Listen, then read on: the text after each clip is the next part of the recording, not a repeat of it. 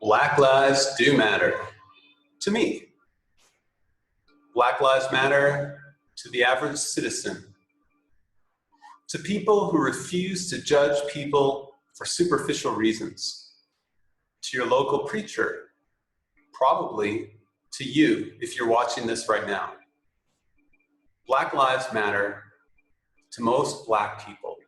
There are a few unfortunate souls that don't love their own race and abuse others who are also Black, however.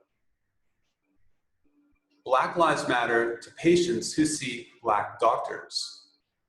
They matter to fans who listen to Black musicians, to readers who read Black writers' works, to teachers who teach Black children, to good neighbors who live among Black people, to customers who support Black businesses by purchasing their products and services, and to those who value the founding fathers, the early patriots, and others who built America in vision for all people equally. Black lives matter to anyone who values content of character over color of skin, to businesses who endeavor to serve the Black community, to people who don't always talk about race all the time just to virtue signal, but actually have a relationship with individual Black people. Black lives matter to the majority of humanity, to the majority of police who risk their health and lives every day just to maintain law and order, and now risk getting sued or even prosecuted for just following procedure. Black lives matter to the military who serve the country and often come back maimed or psychologically damaged, or don't come back at all. Black lives matter to hip-hop fans like myself who appreciate the culture and talent in Black hip-hop.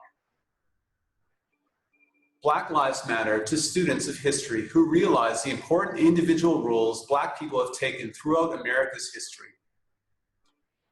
It matters to veterans who have served along Black soldiers and appreciate their service to the country. Black lives matter to sports fans who appreciate the extreme talents that Black athletes bring to the table in a huge variety of sports. Notable sports include, but are not limited to, basketball, football, baseball, the Olympics, and weightlifting, just to name a few, which I'm a huge fan of. In many sports, Black people often dominate. The incredible amount of Black individuals who have set world records for their accomplishments shows just how important Black people are to society. I think what Blacks have suffered for has made them the incredible people that they are today. You look at them genetically, on average, they're athletically superior to many others and have an aptitude to excel under the most difficult circumstances. Even you go to Africa and you see how a lot of the poor people will travel by foot and they will run. Nowadays, they are getting a little bit more advanced and they're getting motorbikes and cars, but in the past, a lot of places, rural areas, they would just run to get from one place to another. Adversity breeds champions. Black Americans have no shortage of adversity and no shortage of champions. What they have suffered for has made them stronger, and it is my hope that we can achieve more equality without hurting other races in the process. Let's look for equal opportunity across the board, not favoring one or the other, but allowing all to compete and excel. So bringing reverse racism against whites is not the solution to social justice. We need to find a way to be fair to everyone.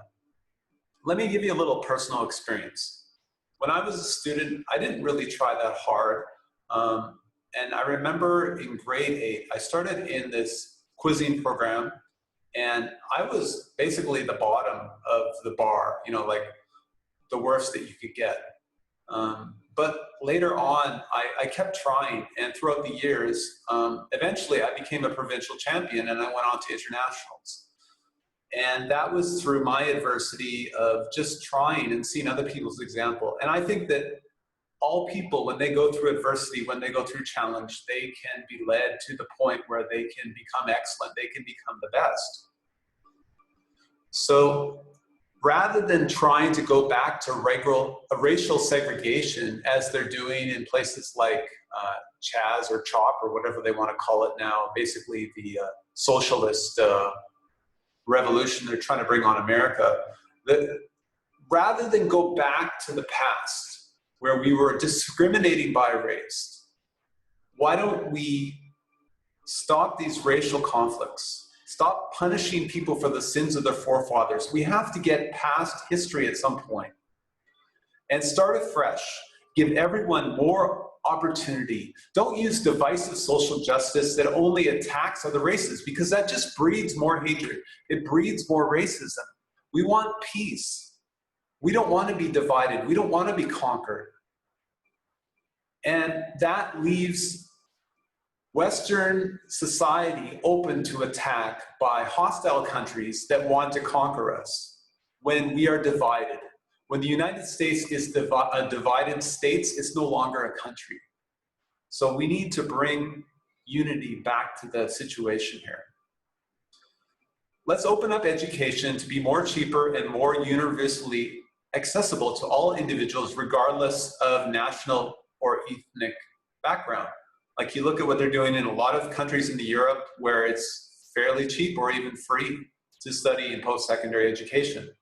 In America, it's a for-profit industry, and most of the money they make is not even from the students, but from all the research and other things that they have invested in. That's not the way education should be. It should be somewhat socialized so that people can get freer access to it. Let's work together as a community to make sure that nobody falls through the cracks. Volunteer at your local community center, your local church, or another one in a different community, maybe far away from where you live. Help the financially disadvantaged, the discriminated, the left out, and the repressed. There are organizations that will pair up volunteers with kids who are in single-parent families so that they can, help, like, be a buddy and just help them in life, teach them sports, be their friend. Those are some ways that we can do that one-on-one. So this whole reparations thing, it shouldn't be about money. It shouldn't be about revenge. It should be about repairing the broken relationship in society between Black and white people. It should include, though, all people and not just be limited to those skin colors. We want to reach out to the modern day repressed ethnicities.